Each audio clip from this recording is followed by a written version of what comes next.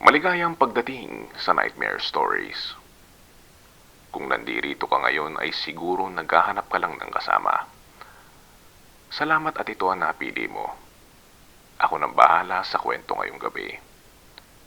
Pero babala lang, ang mga kwentong ibinabahagi ko dito ay hindi pangkaraniwan. Krimen, paranormal, mga may kwentong may bigat. Pero huwag ka mag-alala, sasamahan kita hanggang dulo. Di kita iiwan. Hayaan mong dalhin kita sa kwento. Tara, simulan na natin. Ang huling biyahe sa bus number 47. Dear Sir Lancelot, hindi ko po alam kung paniniwalaan ninyo ako. Pero sana po matapos ninyo itong basahin. Hanggang ngayon kasi, hindi pa rin ako makasakay ng bus sa gabi. Ako po si Alex, 32 years old, dating konduktor ng provincial bus. Taong 2018 na mangyari ito. Night shift ako noon. Cubao to Bicol ang ruta. Sanay na ako sa puyatan, sa mga pasaherong tulog, at sa mga kwentong multo ng driver. Pero hindi ako naniniwala noon hanggang sa nangyari ito. Normal lang ang biyahe namin noong gabing yon. Halos puno ang bus. May mga pamilya, estudyante, may mga magjowa pa nga sa likod. Tahimik lang. Karamihan natutulog. Bandang 2:00 na madaling araw, nasa gitna na kami ng madilim na highway. Walang streetlights. Tanging headlights lang namin ang ilaw. Doon ko napansin, may isang babaeng nakatayo sa gilid ng kalsada. Nakaputing damit, basang-basa, parang kagagaling lang sa ulan kahit wala namang ulan. "Ah, sakay!" Sigaw ko. Binuksan ko yung pinto. Hindi siya nagsalita. Dahan-dahan lang siyang umakyat. Pag-akyat niya, biglang tumahimik ang buong bus. Hindi yung normal na tahimik. Yung parang pinatay ang lahat ng tunog. Pati makina parang nawala sa pandinig ko. "Ticket! Pamasahe!" Sabi ko. Inaabot ko ang kamay ko. Hindi siya gumalaw. Tinignan lang niya ako. Sir, hindi ko maipaliwanag yung mata niya. Parang walang buhay. Walang laman. "Miss, pamasahe po." Ulit ko. Medyo kinakabahan na. Bigla siya nagsalita. Natbayad na ako. Mahina, parang galing sa ilalim ng tubig. Kinilabutan ako. "Kanino po?" Tanong ko sa kanya. Ngumiti siya. Sa inyo. Hindi ko na siya pinilit. Tinuro ko na lang yung bakanting upuan sa may gitna. Umupo siya. Diretso lang ang tingin niya sa harap. Bumalik ako sa trabaho ko. Pero hindi na ako mapakali. Parang ang lamig bigla sa loob ng bus. Makalipas ang ilang minuto, may napansin ako. Yung mga pasahero sa paligid niya, isa-isa silang nagigising. Pero hindi sila gumagalaw. Nakatingin lang sila sa kanya. Lahat tahimik. Nakatingin. Parang hinihintay siya. Lumapit ako sa driver. "Pre, napansin mo ba yon?" Sabi ko. Hindi siya sumagot agad.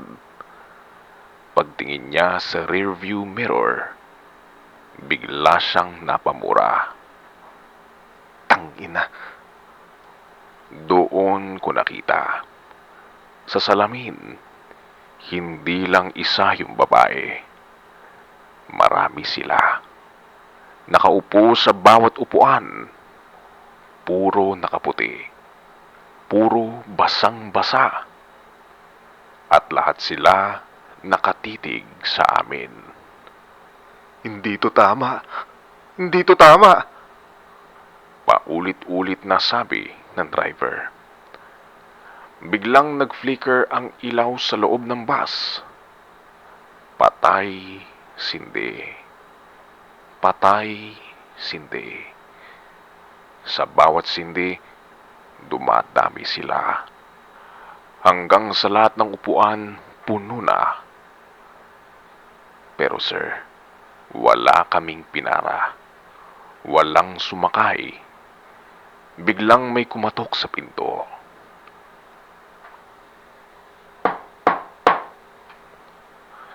Pero umaandar kami. Walang tao sa labas. Huwag mong bubuksan! Sigaw ng driver. Pero kusa itong bumukas. At doon ko siya nakita. Isang lalaking duguan ang muka. Pilit na umaakyat. Pasakay! Naiwan ako! Sabi niya. Ang boses niya ay parang punit. Pag-akyat niya, biglang sabay-sabay nagsalita yung mga babae. Late ka na.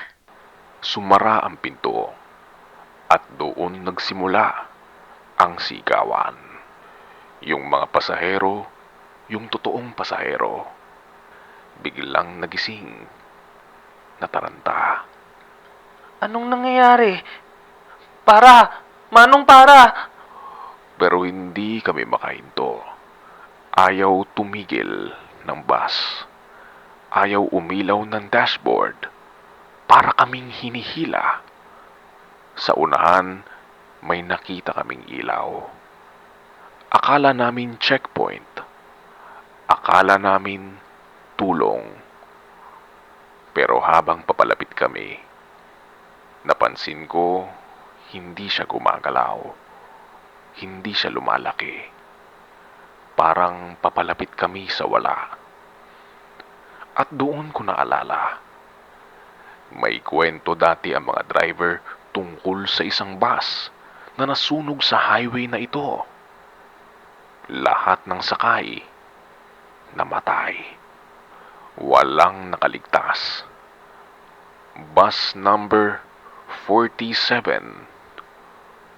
Unti-unting lumingon sa amin ang mga babae. Sabay-sabay ngumiti. At sinabi nila, Uwi na tayo. sumigaw ako. Hindi ko na maalala kung papaano. Pero nagising na lang ako sa ospital. Ako lang ang buhay. Ako lang. Ayon sa pulisya, nahulog daw ang bus sa bangin. Walang nakitang ibang katawan. Walang pasahero. Walang driver. Ako lang. Pero sir, bago ako mawalan ng malay, may nakita ako sa gilid ng kalsada. Isang karatula. Kalawangin. Halos hindi na mabasa. Pero malinaw pa rin ang numero. 47. Simula noon, tuwing sumasakay ako ng bus, lagi kong chinecheck ang number. At kapag 47, bumababa ako agad. Kasi alam ko, hindi na yun biyahe, pauwi. Room 312. Dear Sir Lancelot, ako po si Michael, 27 years old, dating front desk sa isang hotel sa Baguio. Hindi ko na po sasabihin ang pangalan ng hotel. Pero luma na siya. Yung tipong may amoy ng kahoy at lumang carpet kahit bagong linis. Sanay na ako sa mga reklamo. Walang tubig, maingay na kapitbahay, nawawalang towel. Normal na trabaho. Pero may isang kwarto doon. Room 312. Nung una napansin ko lang na madalang siya gamitin. Kahit peak season, bakante siya. Akala ko coincidence lang. Hanggang sa isang gabi, may walk-in guest. Mag-isa lang siya.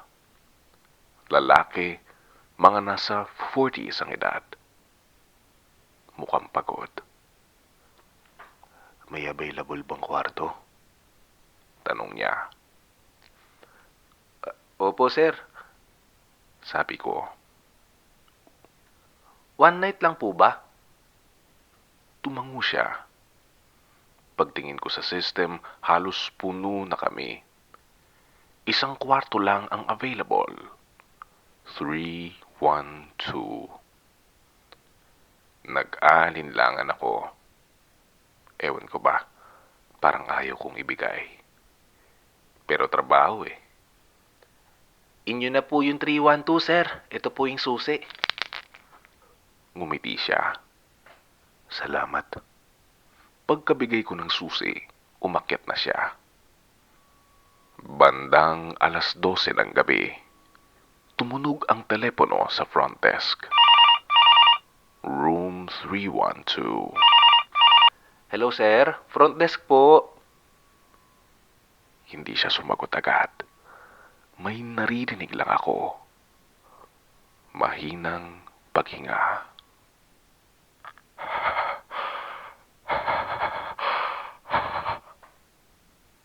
Sir?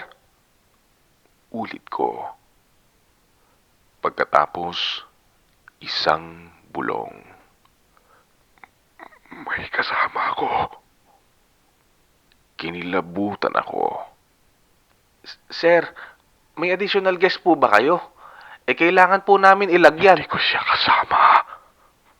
Tumahimik ako.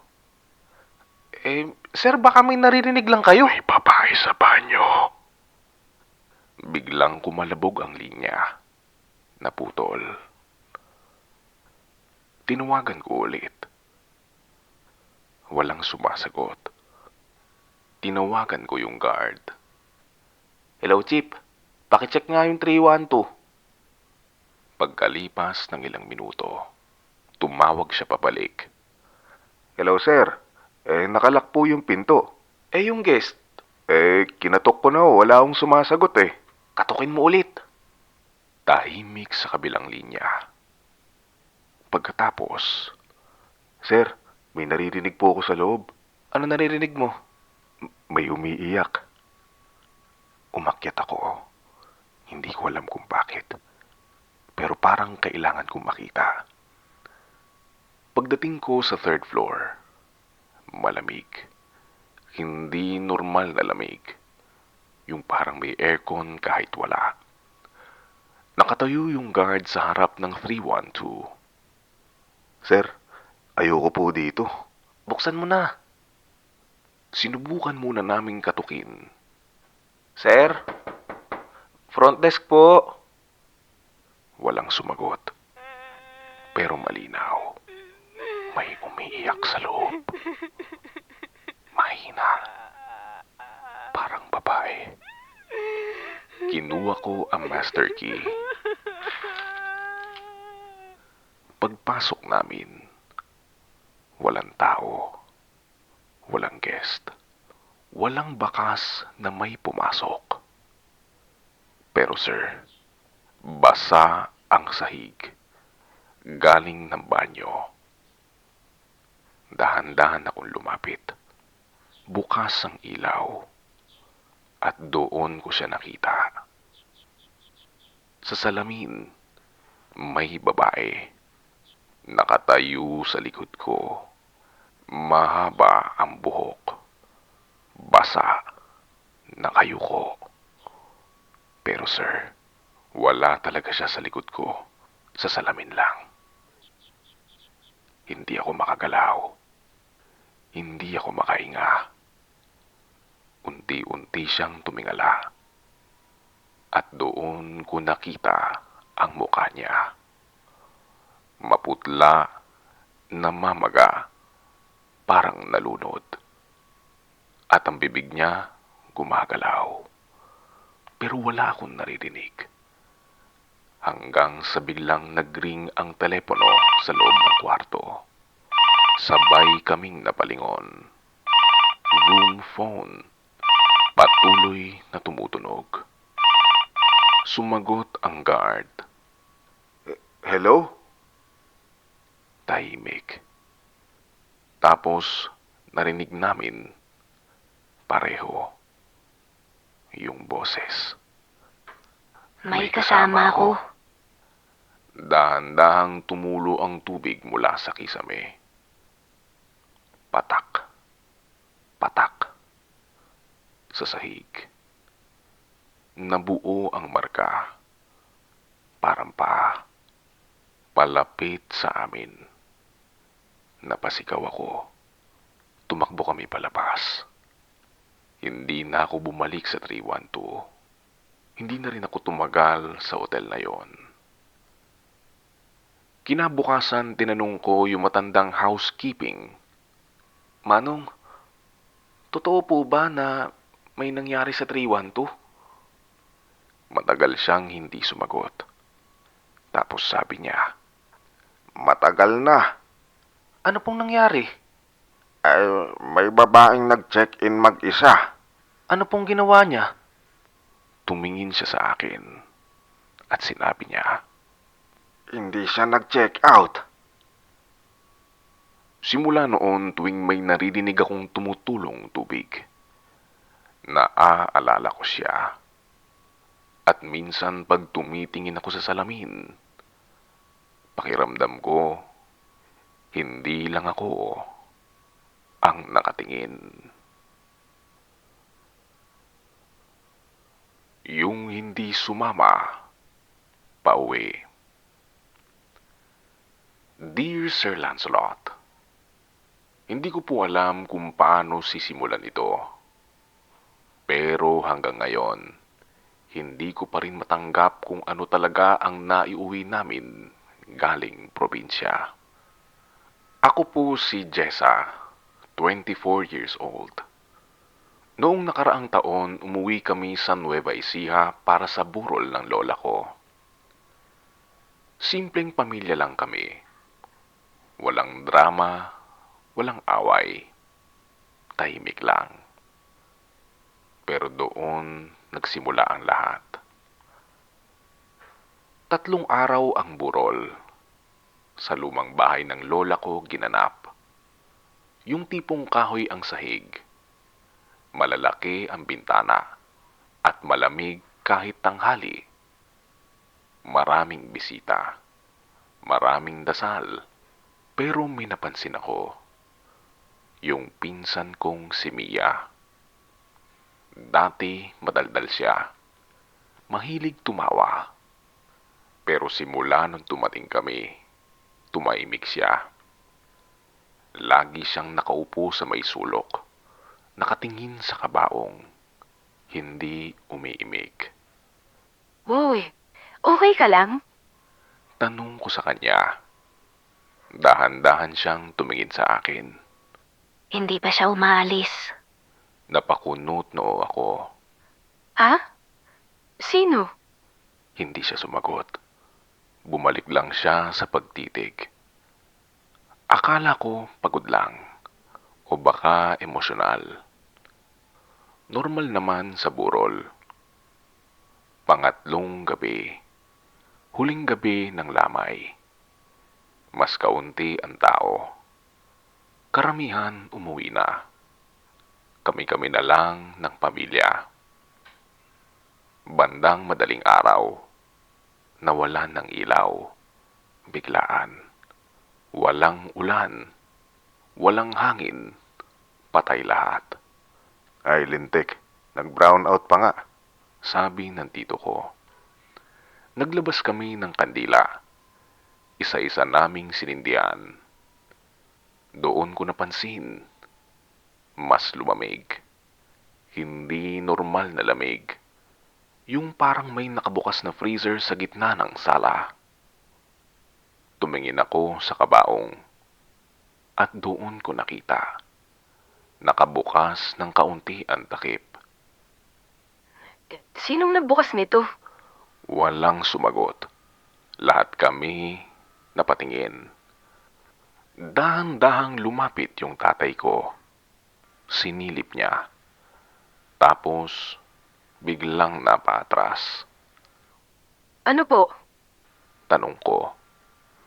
Hindi siya makapagsalita agad. Namumutla siya. Nawawala siya. Tumahimik ang buong sala. Ano ka mo? Sabi ng tito ko. Wala yung katawan. Biglang nagkagulo. Binuksan nila ng tuluyan yung kabaong. Wala nga. Walang laman. Hindi pwede to. Nasaan siya? May kumuha?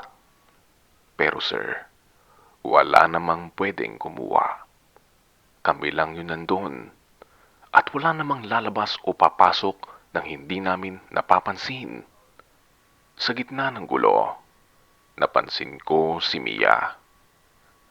Nakatayo na siya sa may pintuan. Nakatalikod. Mia, Hindi siya lumingon. Dahan-dahan siyang nagsalita. sumama na siya. Kinilabutan ako. Sino? Si Lola. Biglang bumukas ang pinto. Hindi dahan-dahan. Biglaan. Parang may nagtulak mula sa labas. Madilim sa labas. Walang ilaw, walang tao. Pero may naririnig ako. Mahinang yapak. Papunta sa bahay. Isa, dalawa, tatlo. Pabilis ng pabilis.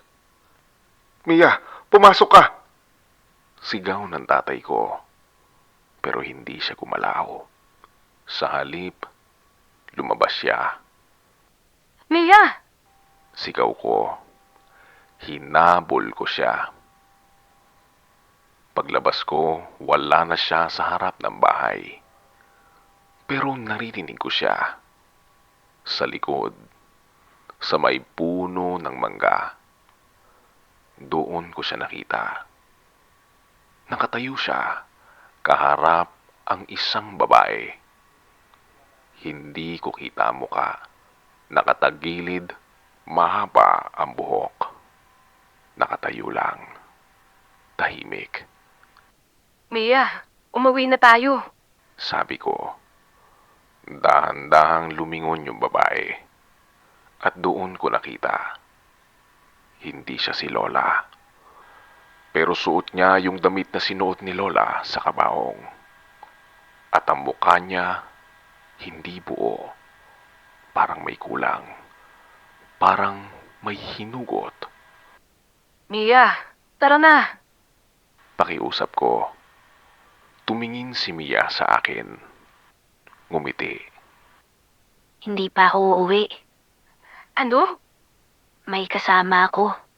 Dahan-dahang hinawakan ng babae ang kamay ni Mia. At doon ko napansin, hindi na si Mia yung kausap ko. Pareho na silang nakatingin sa akin. Parehong nakangiti. At sabay nilang sinabi. Masaya dito. Napatras ako. Hindi ko alam kung papaano. Pero nakatakbo ako pabalik ng bahay. Sinara namin ang pinto. Nilak. Hindi na namin siya hinanap. Hindi na namin kaya. Kinabukasan bumalik ang ilaw. parang walang nangyari. Pero sir, may bumalik. Yung katawan ng lola ko. Nasa loob ulit ng kabaong. Maayos, parang walang gumalaw. At si Mia, nakaupo sa gilid. Tahimik. Nasaan ka kagabi? Saan ka nang galing? Tanong ko. Dahan-dahan siyang tumingin. Dito lang. Kasama ko si Lola. Simula noon, iba na siya. Hindi na siya tumatawa. Hindi na siya sumasama sa amin. At minsan pag tinitignan niya ko, parang dalawa ang nakatingin. Hindi ko alam kung ano ang sumama sa kanya pag-uwi. Basta ang sigurado ako, hindi na siya yung dati kong pinsan. Tahimik na upuan. Dear Sir Lancelot, gusto ko lamang pong ikwento yung nangyari sa opisina namin. Hindi ko po alam kung paranoia lang ba ito o may mali talaga nung araw na yon. Pero simula nung nangyari ito, hindi na ako nag-OJT mag-isa. Ako po si Dennis, 28 years old, office staff sa isang maliit na kumpanya sa Makati. Regular ang trabaho. Emails, reports, meetings. Wala namang kakaiba. Maliban sa isang bagay. Yung upuan sa likod ko. Wala namang nakatalaga doon. Extra chair lang siya. Nakasiksik sa cubicle ko. Minsan ginagamit pag may kausap ako. Pero kadalasan, bakante lang.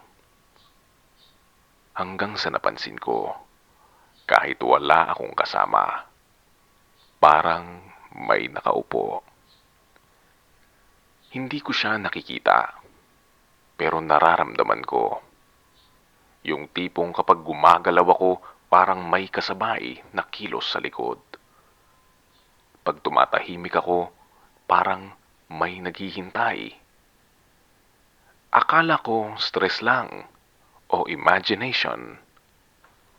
Hanggang isang gabi. Nag-overtime ako. Ako na lang mag-isa sa floor. Patay na karamihan ng ilaw, maliban sa area ko. Tahimik. Yung aircon lang ang maingay.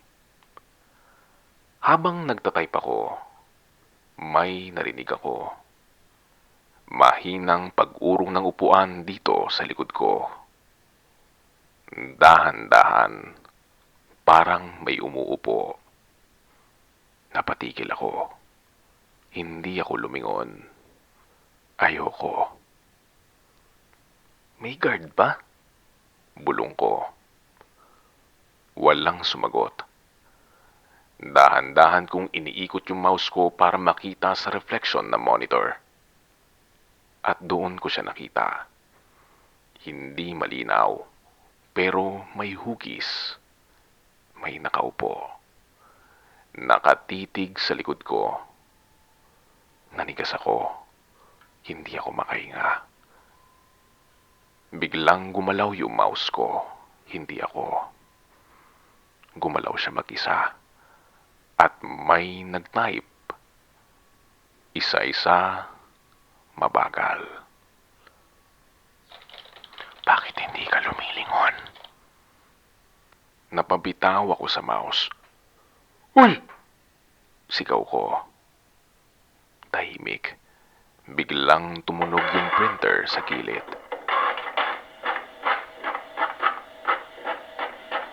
Walang nakaprint dapat. Wala akong sinend. Pero lumabas ang papel. Isa. Kinuha ko. May nakasulat. Hindi printed ang font. Sinulat. Mas gusto kitang nakikita. Nanlamig ako. Dahan-dahan akong tumayo at doon ko naramdaman may dumaan sa likod ko. Malamig, mabagal, parang may tumayo mula sa upuan. Hindi ko na kinaya. Tumakbo ko palabas. Kinabukasan bumalik ako kasama yung office mate ko. Dito? Tanong niya. Oo, sabi ko. Umupo ako sa pwesto ko. Tahimik, normal, walang kakaiba. Wala naman ah. Sabi niya. Check mo yung printer. Sabi ko. Wala. Walang papel. Walang laman. Baka napagod ka lang. Sabi niya. Gusto kong maniwala. Pero habang nakaupo kami, napansin niya. Dennis, Ano? bakit gumagalaw yung upuan sa likod mo? Dahan-dahan kaming napalingon. Yung upuan, bahagyang umatras. Parang may tumatayo. Simula noon tinanggal ko na yung upuan sa pwesto ko. Inilipat namin sa storage. Pero sir, kahit wala na siya doon, minsan pag mag-isa ako, nararamdaman ko pa rin. May nakaupo sa likod ko.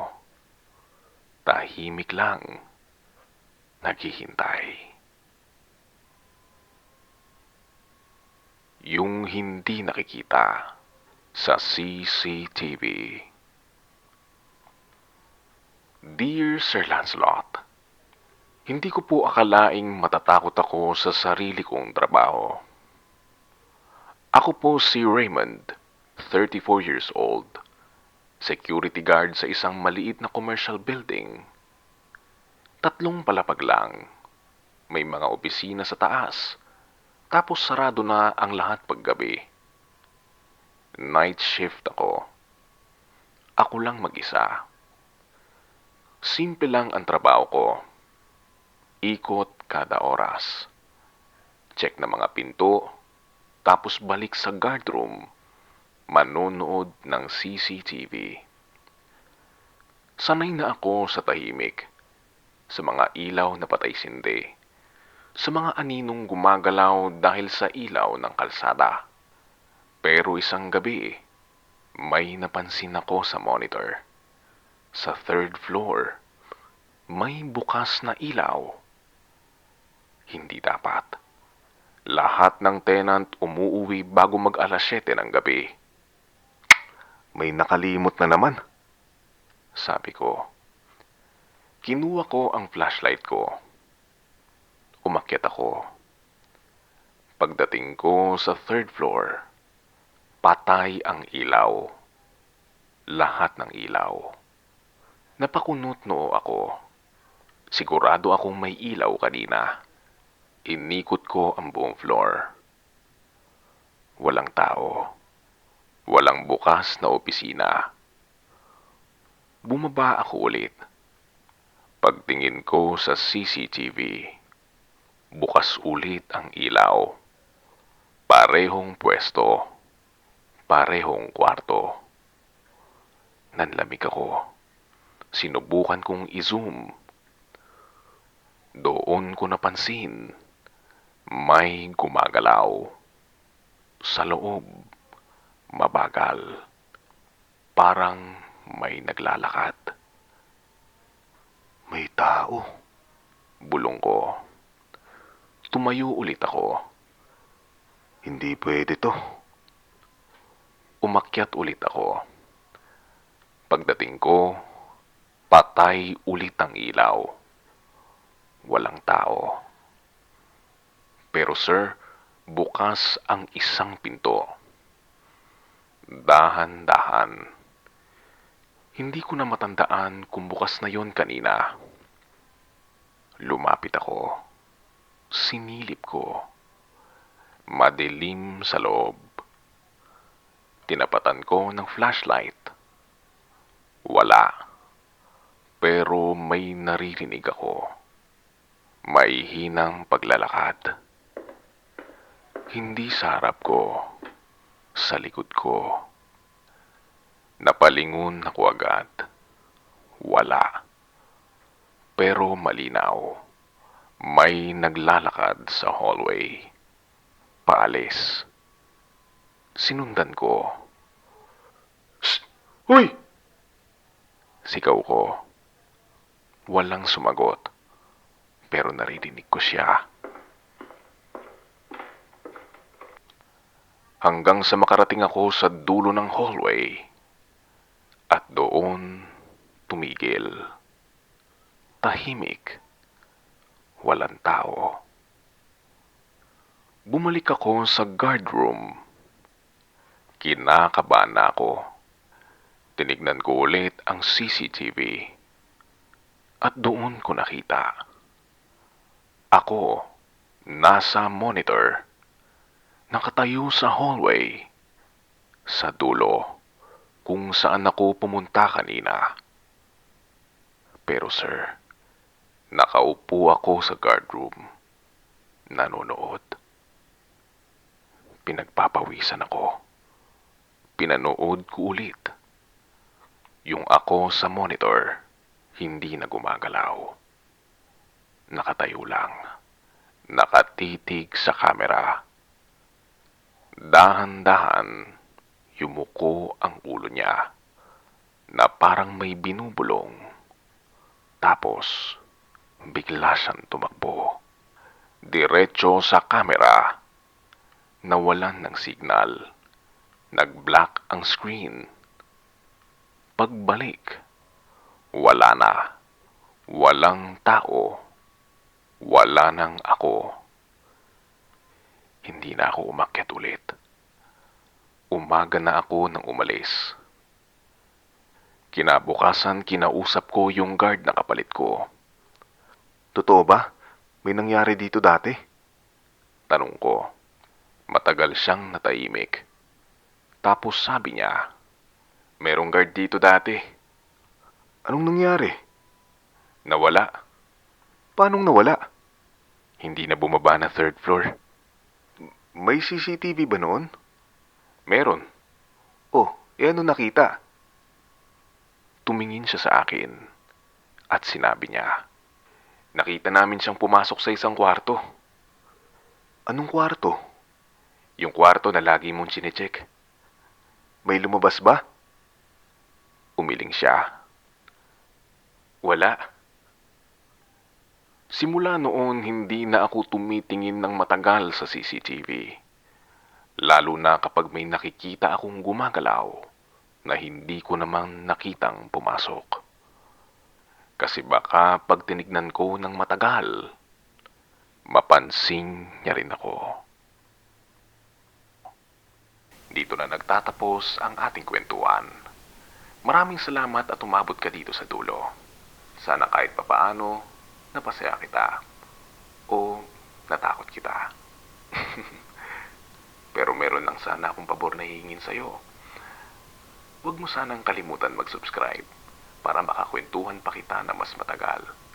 Hanggang sa susunod na episode, huwag mo sanang kalimutan magdasal. Hanggang sa muli, paalam.